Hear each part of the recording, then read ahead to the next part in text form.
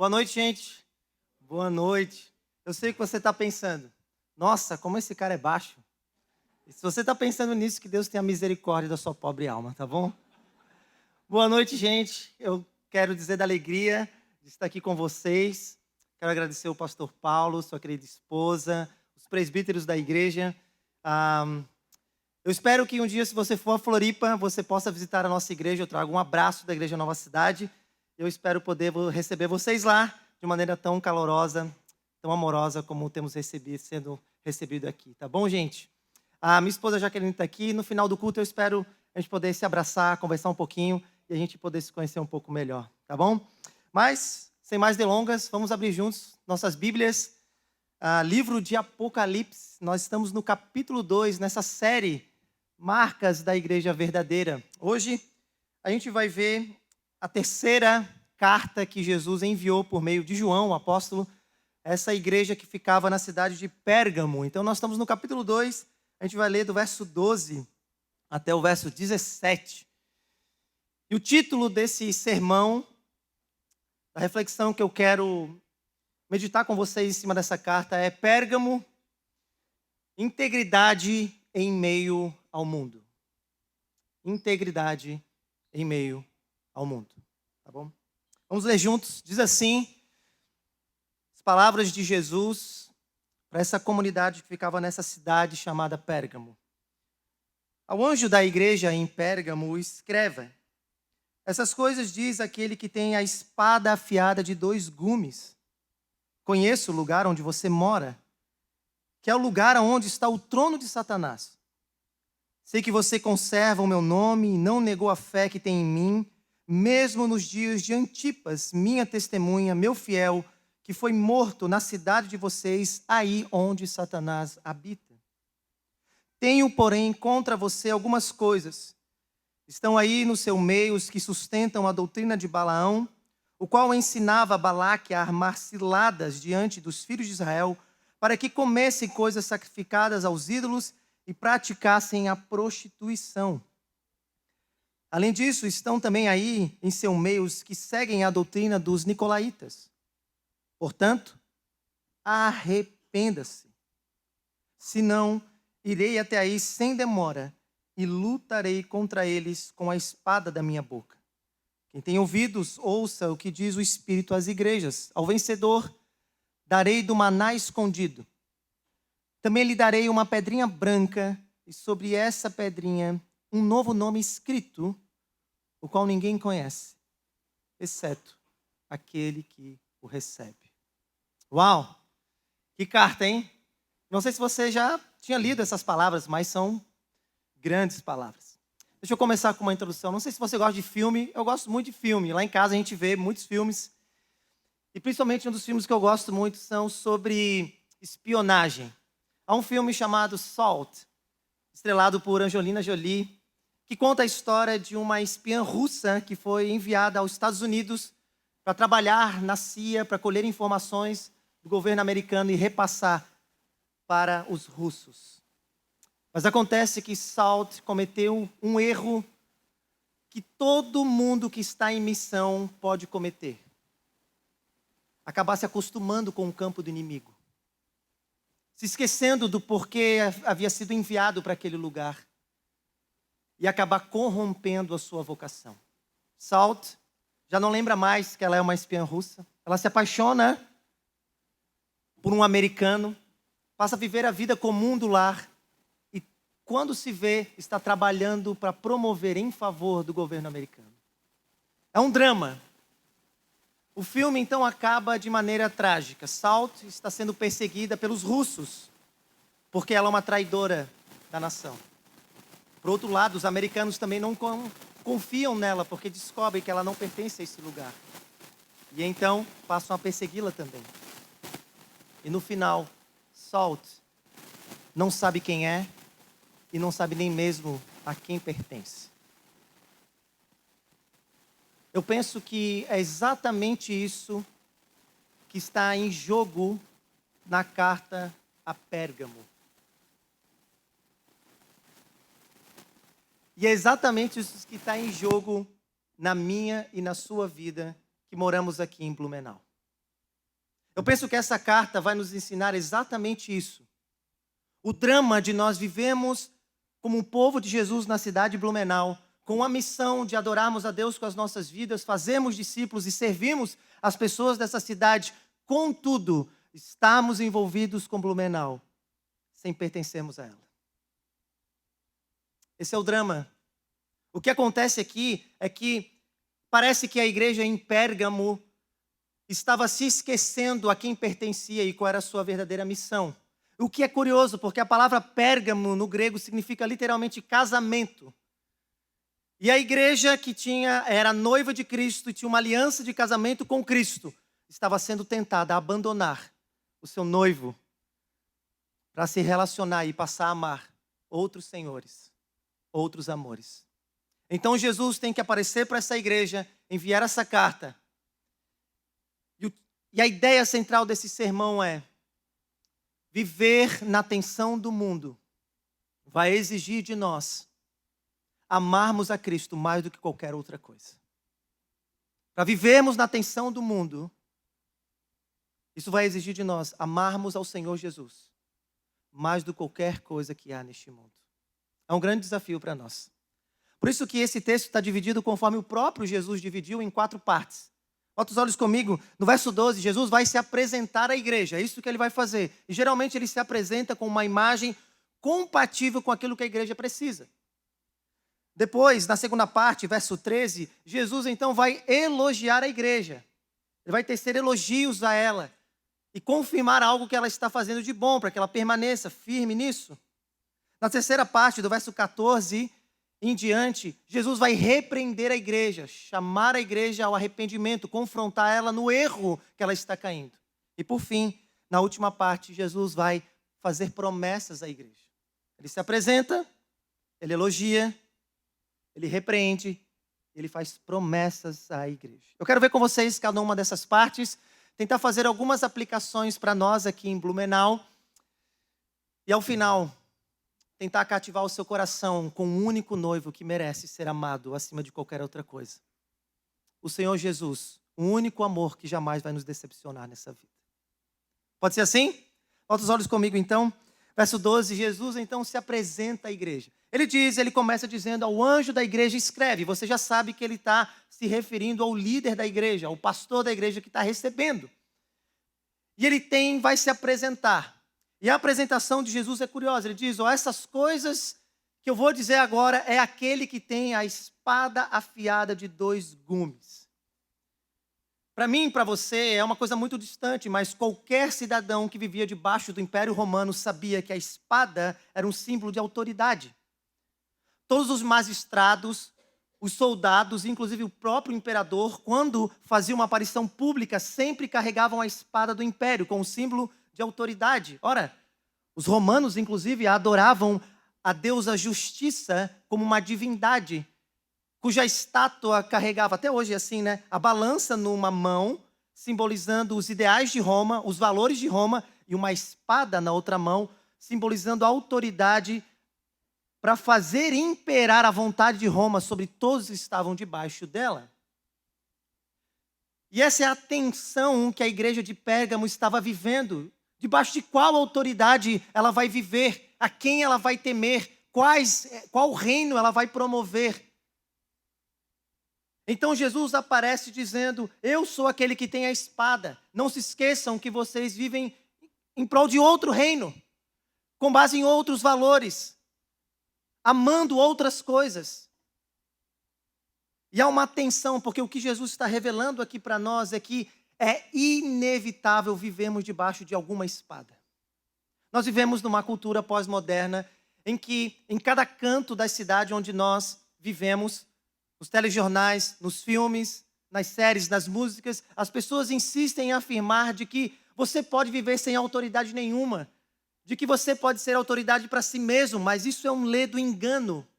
Não é possível sem que você viva com base num conjunto de valores que autorizam você a pensar da maneira como você pensa, a buscar as coisas da maneira como você está buscando e a viver da maneira como você está vivendo. O que Jesus está revelando para nós, na verdade, é todos nós já estamos vivendo com base em temor de alguma autoridade. A grande pergunta é, qual é a espada que de fato nós tememos?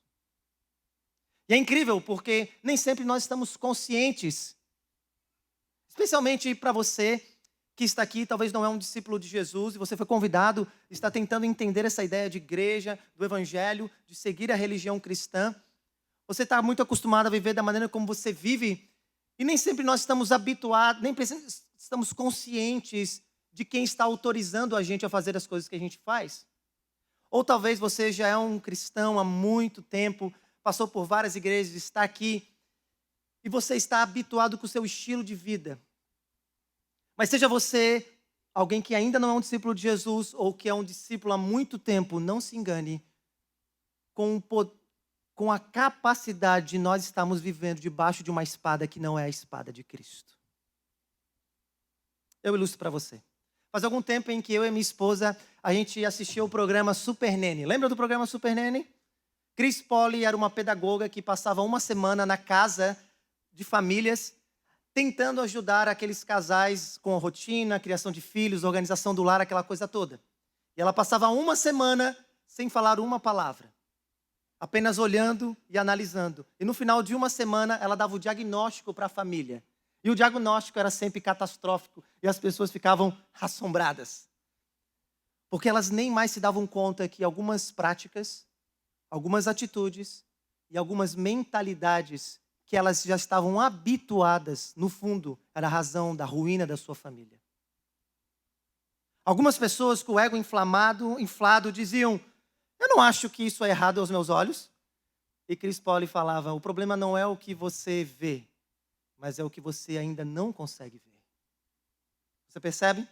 Eu fico imaginando se uma super nene espiritual passasse uma semana na nossa casa. E ela pudesse ver o jeito como a gente lida com o dinheiro, o jeito como a gente trata os nossos cônjuges, a maneira como estamos criando os nossos filhos, o jeito que a gente enxerga a sexualidade, o jeito que a gente trabalha, o jeito que a gente trata os nossos empregados, o jeito que a gente empreende, o jeito como a gente pensa a cidade.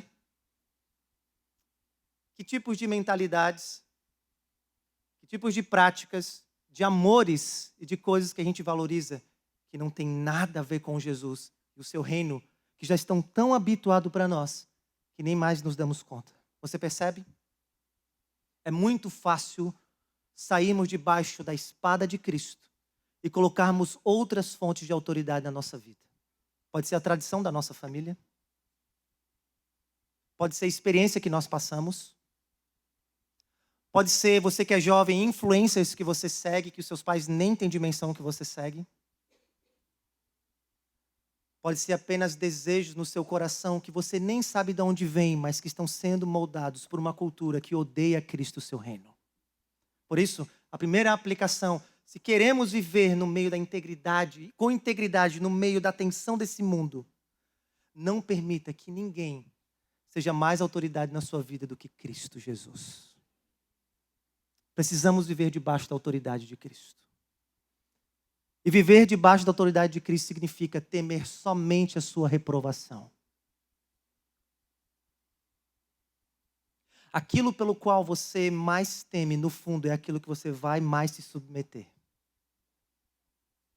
Que temamos o Senhor Jesus e nos submetemos a Ele. Por isso, não se afaste das palavras de Cristo. Não se afaste das palavras de Cristo. Uma aplicação pessoal para você é muito fácil nos habituarmos com esse livro. Não deixe que esse livro se torne banal, comum para você. Nunca se afaste das Escrituras. Mas uma aplicação comunitária também.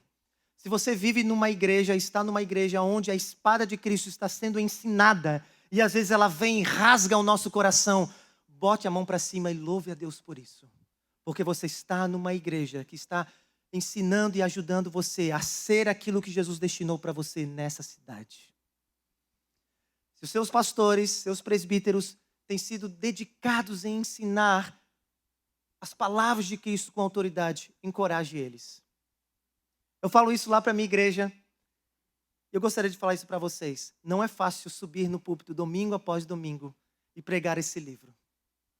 Só a esposa do pastor sabe que o pior dia da vida dele é domingo à noite pós-sermão.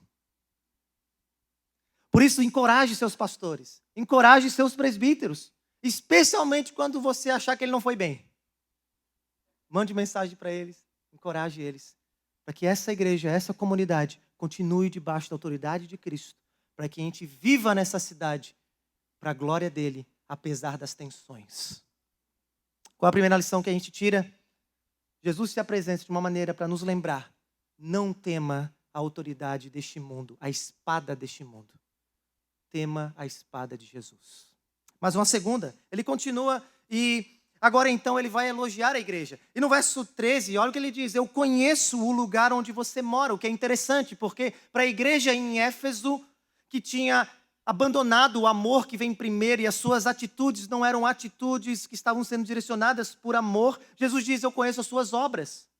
Para a igreja em Esmirna, que estava sofrendo com perseguição, ele diz: eu conheço a sua tribulação. Mas para a igreja de Pérgamo, que vivia num ambiente hostil, que tentava eles a se afastar de Jesus, ele diz: eu conheço o lugar onde você habita. Jesus sabe o mundo em que nós vivemos. Jesus sabe o ambiente hostil que você vive no seu trabalho. Jesus sabe a dificuldade do que é viver na família em que você vive. Jesus sabe o que é viver na escola que você estuda. Jesus sabe as tentações que nós temos, que nós passamos e sofremos. Isso é um consolo para nós. Ele continua dizendo: e esse lugar onde você habita é o trono de Satanás, o que é assustador, não é? Eu e você sabemos que Satanás não é onipresente, mas é assustador pensar que Satanás está em um lugar e que ele estava em Pérgamo. Eu tenho certeza que ele está em Floripa, atualmente. Mas aqui os teólogos debatem, os historiadores debatem, basicamente Jesus está falando isso por 3 razões possíveis. Primeiro, Pérgamo tinha um monte muito alto, uma acrópole, em que eles então construíram um templo a Zeus, em formato de um trono. E todos os dias, fiéis a Zeus iam até aquele templo oferecer os seus sacrifícios, fazer os seus rituais, pedindo a proteção de Zeus. E o templo de Zeus lembrava um trono, e talvez a paganização em Pérgamo levou Jesus a dizer: esse trono construído é o trono de Satanás. A segunda razão é porque Pérgamo cultuava uma divindade da cura chamado Esculápio, o deus da cura. Até hoje, se você é da área da saúde, você carrega a divindade Esculápio no seu jaleco. Uma haste com uma serpente da antiga Grécia, lembrando Esculápio.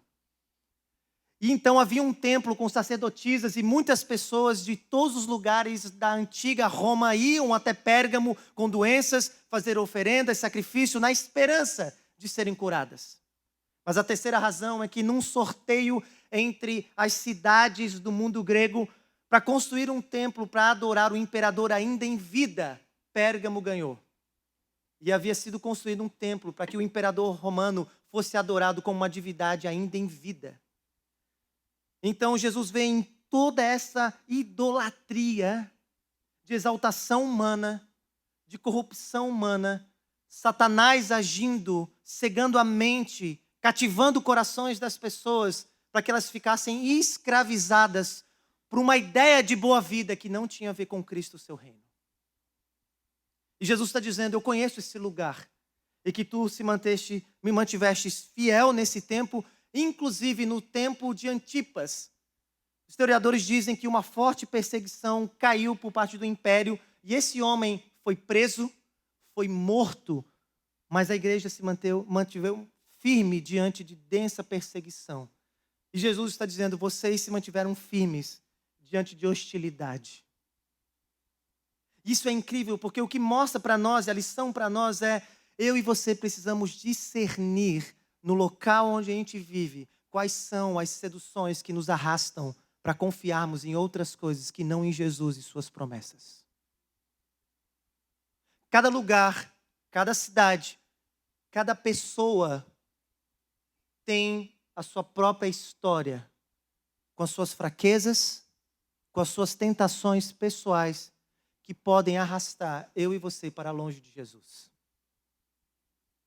E é incrível porque hoje nós não vivemos mais num tempo de paganização escancarada como o da Roma antiga.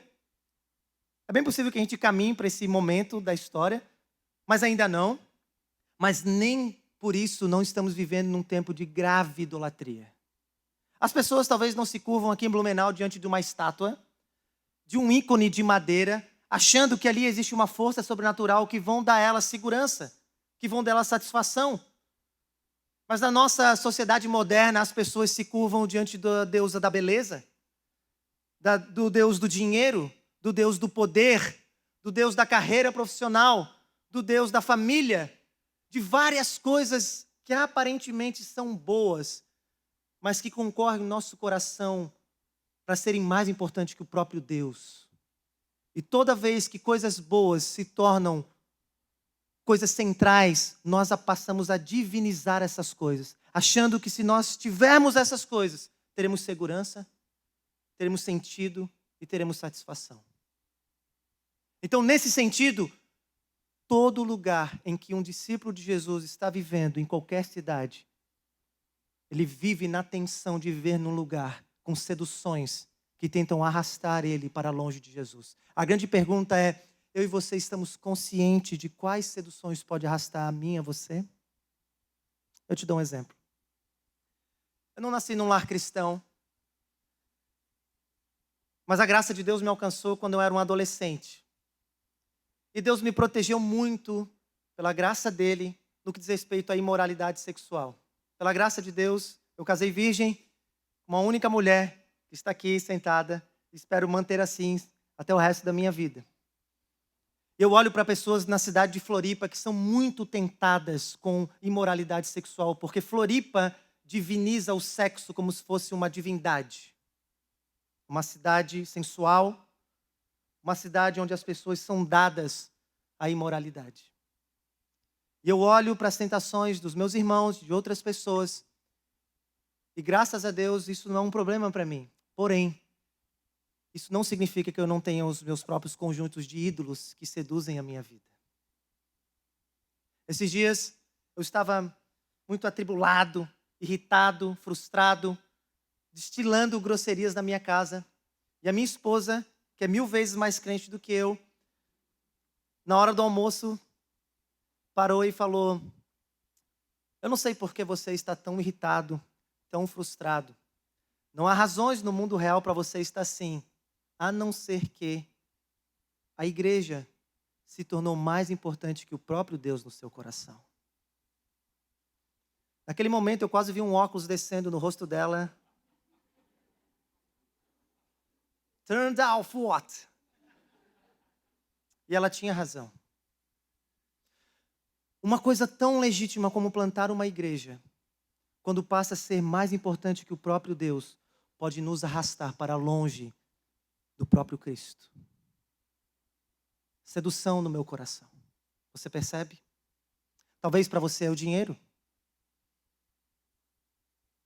A falta de dinheiro, ou muito dinheiro, no fundo, é uma divindade pelo qual você se apegou. Talvez seja a sua própria aparência. É uma divindade. Você só se sente bem quando você está aparentemente, esteticamente bem. Talvez sejam os seus filhos. Talvez seja um cônjuge. Talvez uma carreira profissional, eu não sei.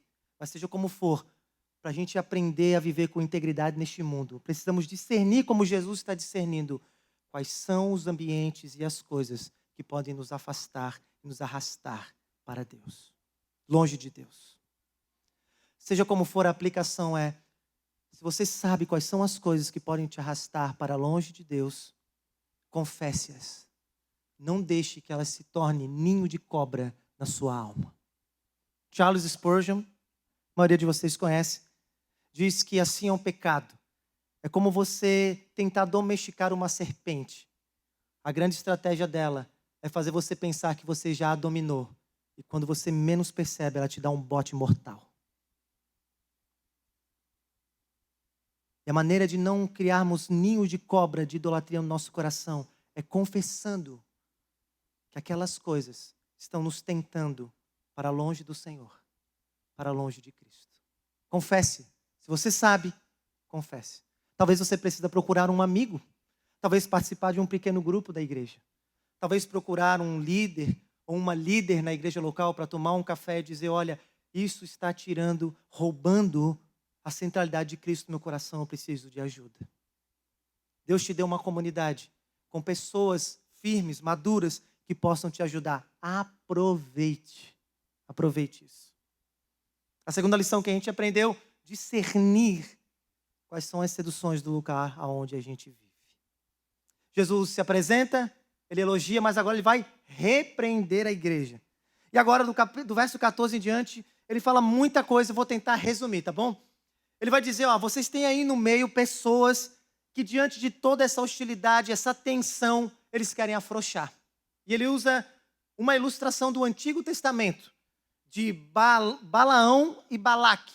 É uma história que quando o povo de Deus estava passando no deserto, Balaque, então um dos reis dos Moabitas, estava com medo do povo de Israel, e então ele contrata esse mago, esse feiticeiro chamado Balaão, para amaldiçoar Israel, para ver se Israel não avançava nessa peregrinação. Mas Balaão não conseguia amaldiçoar, mas só abençoar. Então, Balaão tem uma seguinte estratégia. Se eu não vou conseguir enfeitiçar eles com os ouvidos, vou enfeitiçar eles com os olhos.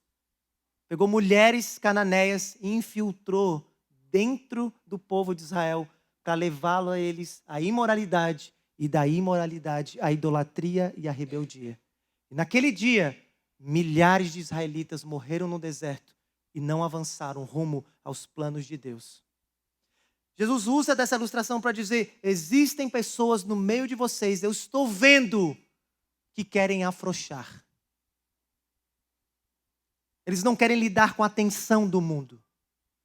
Eles não querem sofrer pela causa de Cristo.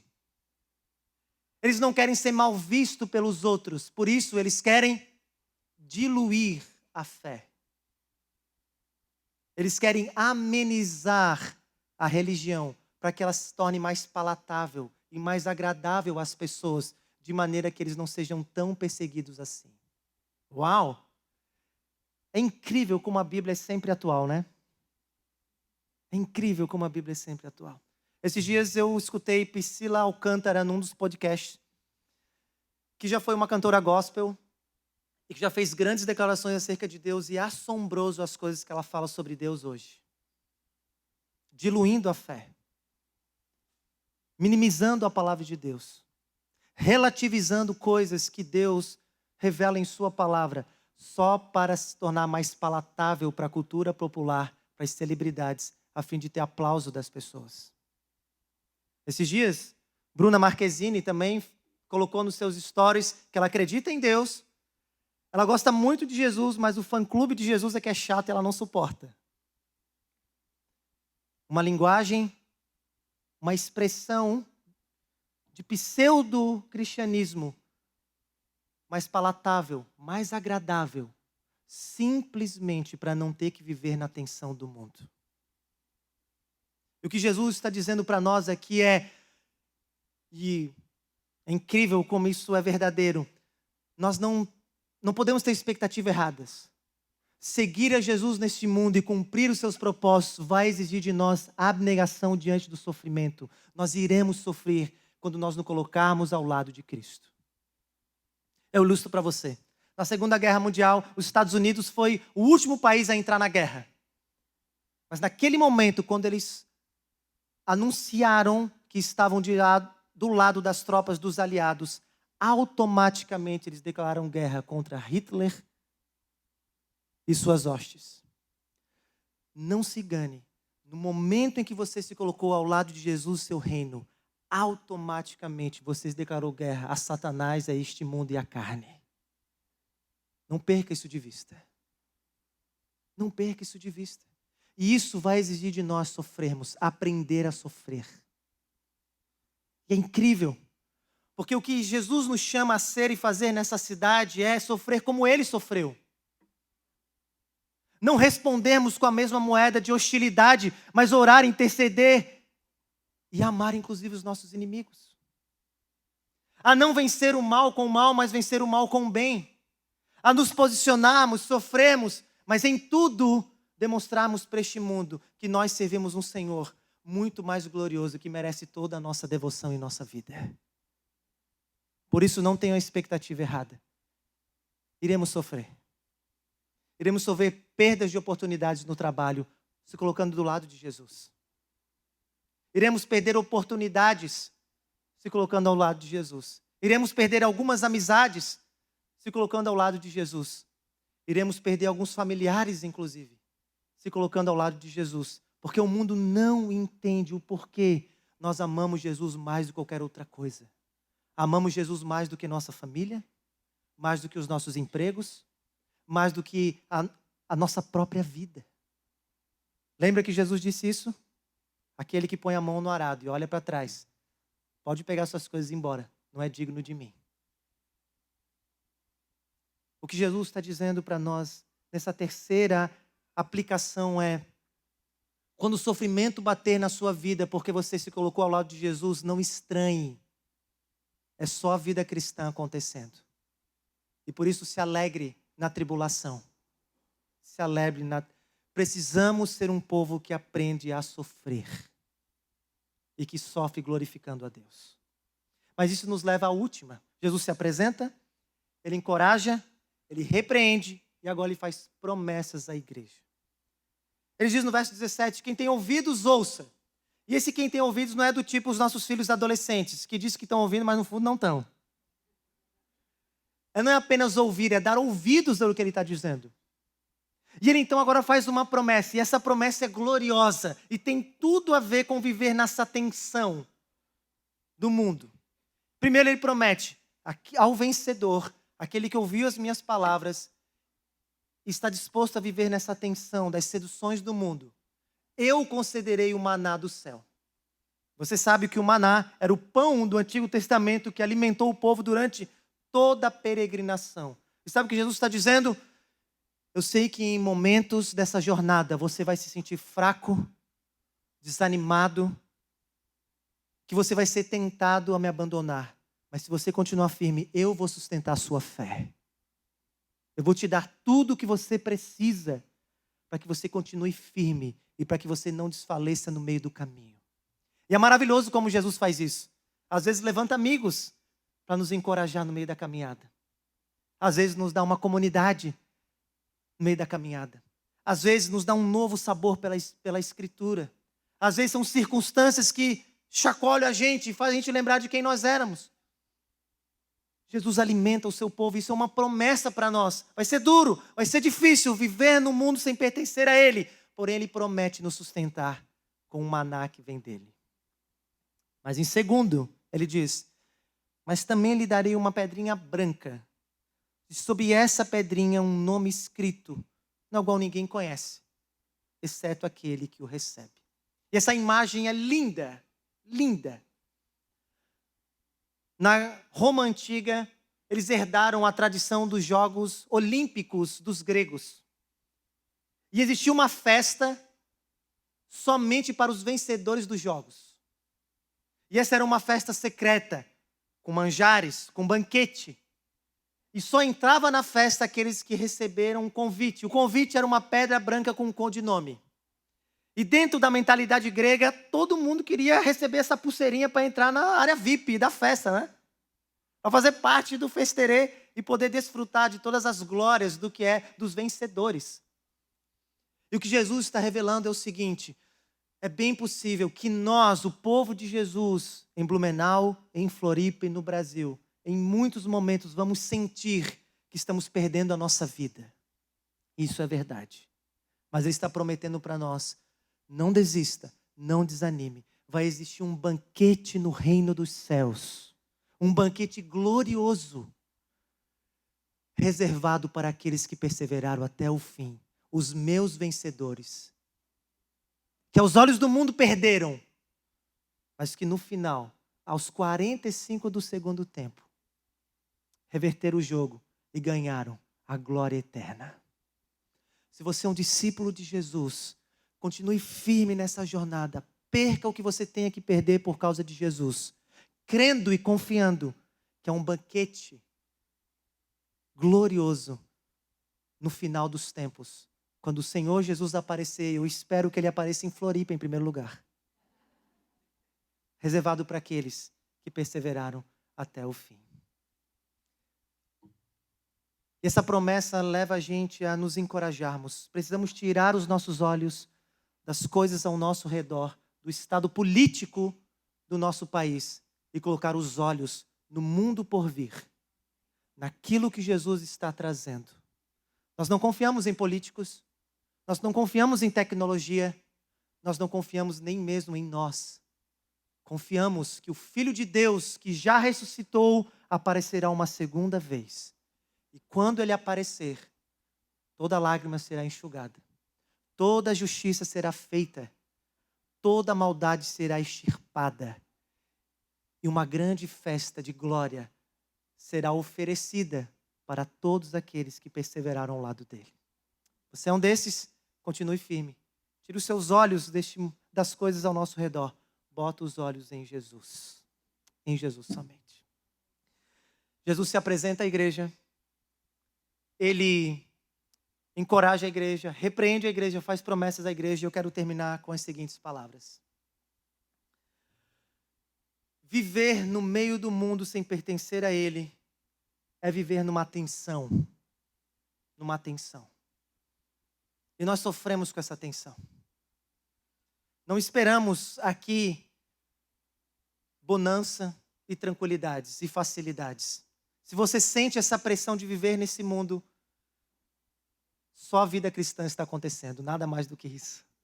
Está tudo no seu devido lugar. Não se desespere.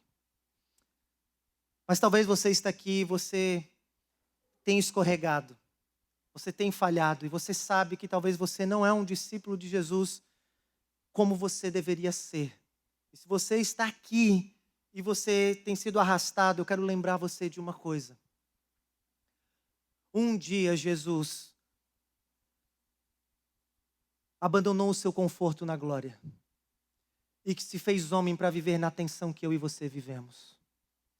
E o autor de Hebreus nos disse que ele foi tentado em todas as coisas, semelhante a nós, mas sem pecado.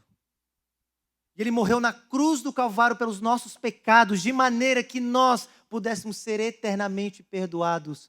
E agora ele vive para interceder por mim e por você como um perfeito sacerdote. Quando acabar esse culto, eu, pastor Paulo e os presbíteros dessa igreja, talvez amanhã não vamos lembrar de orar por você. Mas se você é um discípulo de Jesus, Jesus vive para interceder por você. Jesus vive para clamar a Deus pela sua vida. Ele está clamando dia e noite para que Deus te dê graça, para que você não se corrompa, não se desvie, para que você seja um discípulo dele no meio de Blumenau, que viva no meio do mundo para a glória dele. Permaneça firme em Jesus, para que você seja o que o Senhor destinou aqui nessa cidade. Amém, gente? Vamos orar, feche os seus olhos.